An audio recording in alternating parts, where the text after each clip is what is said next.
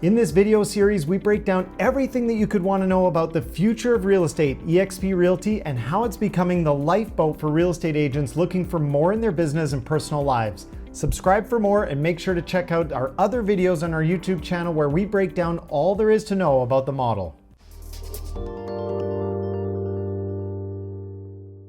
Welcome. In this video, I share with you what Simone and I were doing prior to eXp and what one thing caused us to consider moving back in late 2018. Let's get started. First of all, Simone Russo is my wife and partner, and without her, none of this would have been possible.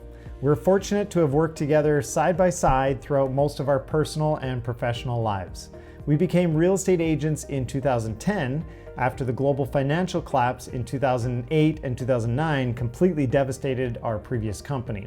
We were left with no money, a mountain of personal debt, and 2 young kids. I mean, it really felt like the bottom, and we had no choice but to rebuild. So in 2010, Simone got licensed and did open houses 6 days a week while I went and got a JOB for 6 months until we could afford to get my real estate license, which I did finally in July 2010. I didn't sell a home in my first 6 months of real estate. I mean, it was tough, and the bills were really stacking up. Fortunately, Simone was gaining traction and things picked up quickly. In our first full year selling real estate, we sold 38 homes. We got a real estate coach and grew by almost 50% a year to a peak of over 125 homes in 2014. Now by 2015, it felt like we were on top of the world. We had just paid off our debts, we were enjoying the fruits of our labors, and then the oil prices collapsed to the point where it went from over $100 a barrel to negative, meaning that they would pay you to take oil. Now this really impacted our local real estate market and prices started to decline. More importantly, the number of sales decreased because sellers kept feeling like the market would rebound, so they would just wait it out. And buyers felt like the market was going to tank, so they would wait it out. Now all this waiting isn't good for real estate agents who need transactions for income. That year, our sales went down to about 80 transactions and our income went down with it. The most difficult part though was that to do those 80 transactions was much more effort than it took to do the 125 the year before. Prices were dropping, people were panicking, and deals were extremely difficult to put together. By 2016, we were burned out, questioning life, trying to understand the reason why we were working so hard all the time. All along the way, we had focused so much of our energy on selling homes that we certainly weren't as attentive as we could have been with our kids, missing volleyball games, not spending time with them doing homework, etc. Now this went on for a couple of years. We were looking for ways to reduce expenses as our business slowed down. And by late 2017, we decided to leave RE/MAX, where we'd worked for 8 years, loved it there. We went to an independent company with no brand or market presence. Now, although Simone was pretty comfortable with the move as it would save us a significant amount over being with RE/MAX, I was genuinely concerned about how this would look with our clients and our brand. I had accepted in my mind that this move would probably result in less business and that some of our clients who were already frustrated with the market conditions and not selling would pull their listings from us. And of course, that's this story that we make up in our minds, which is often very different from the reality. What actually happened is that none of our clients really cared what company we were with. They simply wanted to work with us. And in 2018, when the market continued to decline an additional 10%, our business actually increased 10%. Now this was a huge shock to me and gave me confidence in knowing that it wasn't the brand that clients cared about, it was the people and the service that they cared about.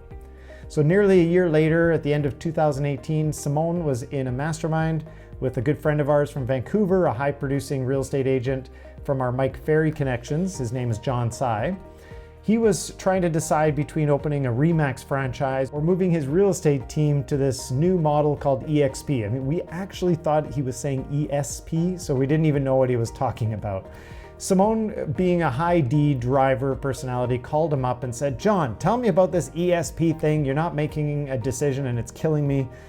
He highlighted a couple of points and then he and Simone went through some pluses and minuses, and by the end of the conversation, Simone basically declared, "I don't know about you, John, but Pablo and I are moving to eXp." She saw it right away, which is rare.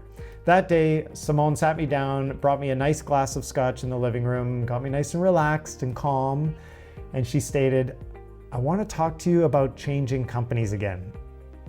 To which I calmly responded, "There's no way in hell." I had just rebranded after leaving Remax, and I didn't want to be a brokerage hopper.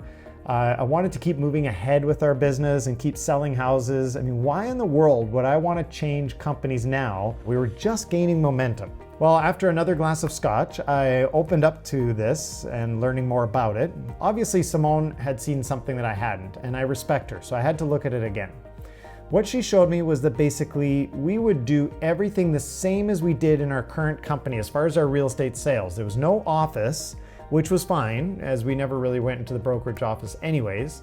The fees for both of us would actually be a little higher than they were at the independent, but a little lower than Remax. So that was okay with me because I was more focused on selling more than spending less. The stock component I didn't really comprehend, so I dismissed it as possibly worthless. I didn't know. Learned a lot later about how important it is. And then she showed me the revenue share model. I saw what others were making in passive income, and it absolutely blew my mind. I had my doubts, but if this was for real, you got my interest. So after asking a million questions and poking holes at it, I let Simone know that I'm open to this, but I would want to meet with the broker first. I wanted to know who had my back in case there was any issues. We had a great broker meeting, and within a couple weeks, we were officially moved over to eXp Realty. I printed some stickers for my signs, got some new business cards printed, popped those stickers over our old logo on our signage, and away we went. So once again, we had a lot of listings to transfer. Our amazing administrator, Priscilla, handled it like a champ. And once again, I was nervous about approaching our clients, some of whom we had continued to work with on a repeat basis when we changed the first time, to explain that we were changing companies again. I was concerned about the optics and of course the damage to our brand, but again, this time all 21 listings transferred over with nobody firing us over the brokerage move. I mean, it was amazing. So I remember Simone communicating with the sellers, and she would say, "Hi Sally, it's Simone, your realtor. I've got some great news. Pablo and I are changing real estate companies. The new company is tech forward and it has a large network, and it's way better lead generation technology. So this is going to help us sell homes even better. There's no changes other than the signage is going to change a little, and we'll send out a new listing contract and get a refreshed listing on the market. While we're doing that, let's look at the price. Perhaps this is a good time to come down to that recommendation I had last week so we can get your home sold." It was brilliant, and it worked. We changed signs, relisted properties, sold many of our listings, and I like to think that I'm a pretty logical person. And if something makes sense, I'm gonna do it. But if it doesn't make sense, I'm not gonna do it. The eXp model, it just makes sense. It was like we got everything we had, plus a bunch of stuff we didn't have, plus the potential to build a revenue share organization by attracting agents. My only hang up at the time was that I didn't particularly like the logo, but you know what? The next year they changed it, and I just used it to augment our personal brand, and I love it, so it's not an issue anymore. So what really helped me in making my decision to join was watching hundreds of hours of YouTube videos like this to get other people's perspective. So I've compiled a playlist on this channel with videos going into a deeper dive into each aspect of eXp as a company and the compensation model, everything. I've basically made the videos that I wish were available when I was researching this change. Now there's a 19-minute video that goes over almost everything in a little bit of detail. Then there's a series of videos going through each aspect in much further detail.